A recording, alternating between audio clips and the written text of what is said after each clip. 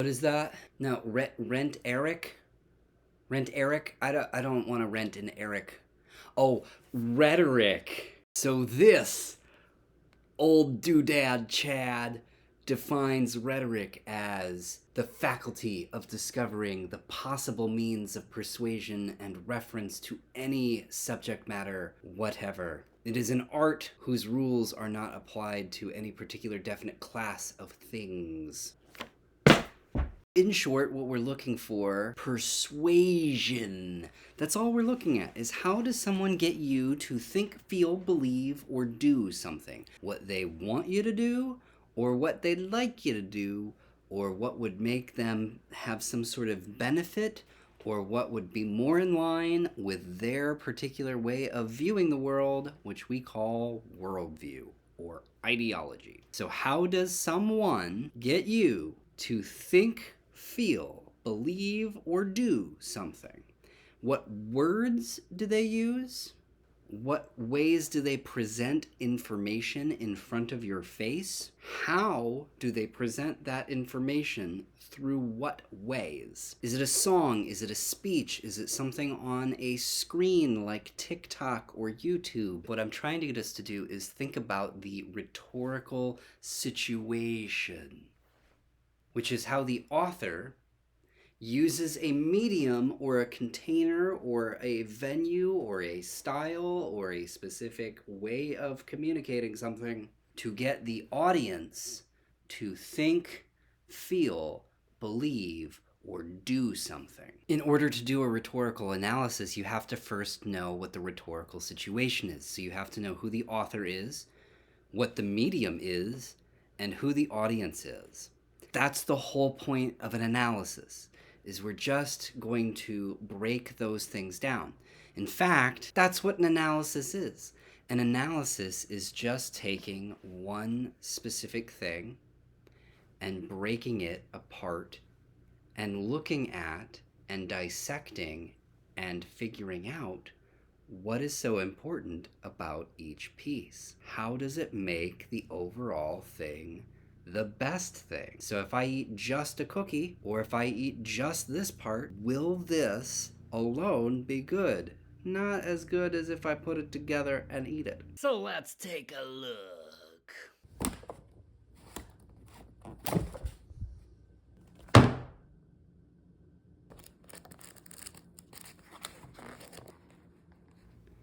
To be or not to be, that is the question. Whether 'tis nobler in the mind to suffer the slings and arrows of outrageous fortune, or...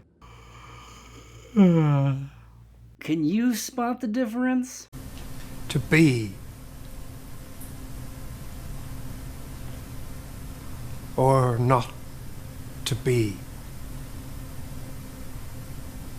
That is the question. Whether 'tis nobler in the mind to suffer the slings and arrows of outrageous fortune, Or this? To be or not to be, that is the question. Whether 'tis nobler in the mind to suffer the slings and arrows of outrageous fortune, or to take arms against a sea of troubles, and by opposing, end them. I don't know. Maybe this one? To be or not to be. Annihilate them! All of these find some sort of inspiration in Shakespeare's Hamlet, Act 3, Scene 1. What's interesting about that is that we have a play, a movie, and a cartoon.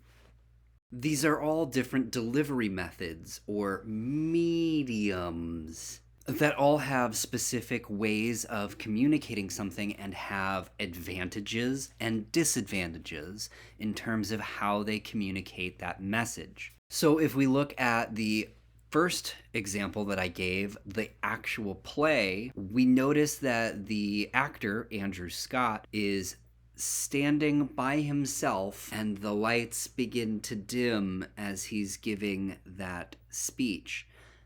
Notice too No music behind him. There's absolutely nothing there. It's just him on a stage in black clothing with a black background doing to be or not to be.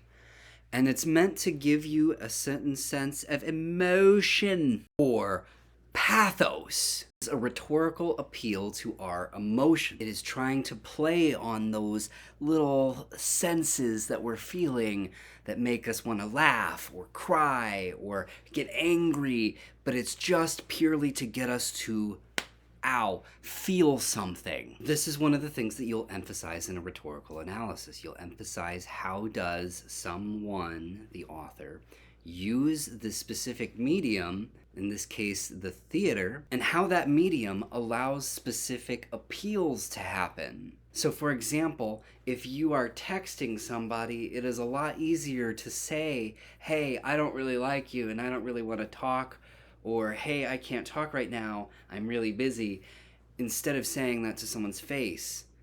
It's harder to say that to their face. It's harder to say, hey, I don't like you, or I don't want to hang out with you, or hey, I'm playing a game and I think that that's important and not you, right?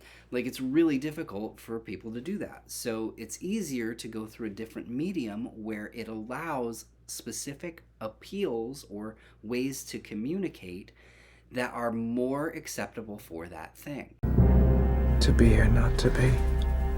Notice how the movie is able to transport us into a different setting. This person, Ethan Hawke, the actor, is in a blockbuster video, which at the time was huge. This creates a critical commentary about society at the time, because blockbuster video was the height of cinema in terms of sales and capitalism and stuff, all the things that Netflix became. But the idea here is that it's able to situate itself in a time and place, kairos, in terms to communicate a certain appeal or a certain idea.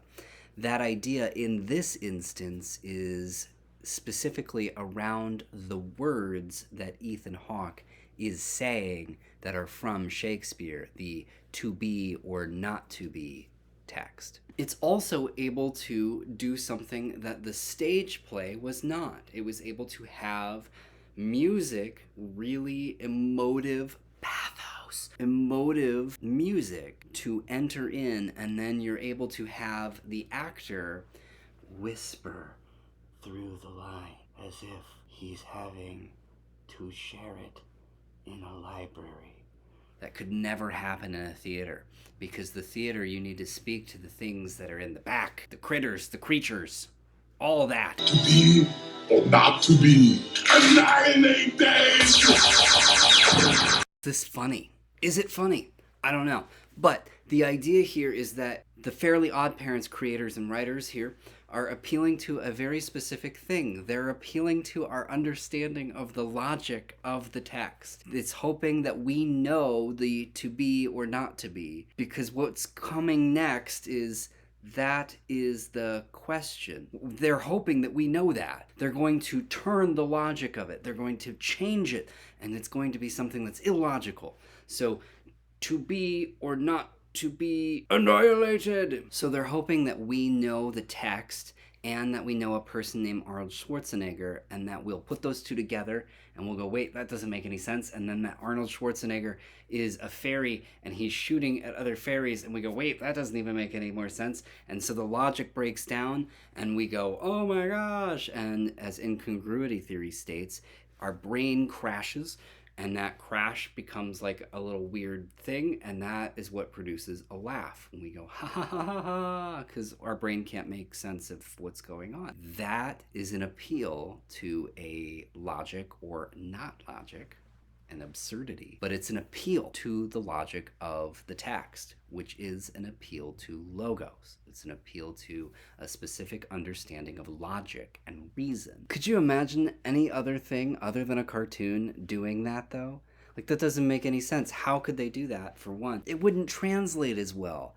And that's part of the reason of what lends something credibility. What lends the author or the medium credibility in what they're saying, presenting, doing, thinking, feeling. What allows them to do what they are doing? So we should go back to the text, which holds the meaning of it all. The reason why all of these are doing what they're doing. They're trying to communicate this one idea, and it's already buried in the words that Shakespeare wrote. To be or not to be. What's being said is to be alive or not to be alive. That is the question we need to ask. Whether it is nobler in the mind, whether it is better in our mind to suffer the slings and arrows of outrageous fortune, or take arms against a sea of troubles, and by opposing end them. Should we enter into misery? Should we enter into a life that's going to be filled with pain and strife and struggle?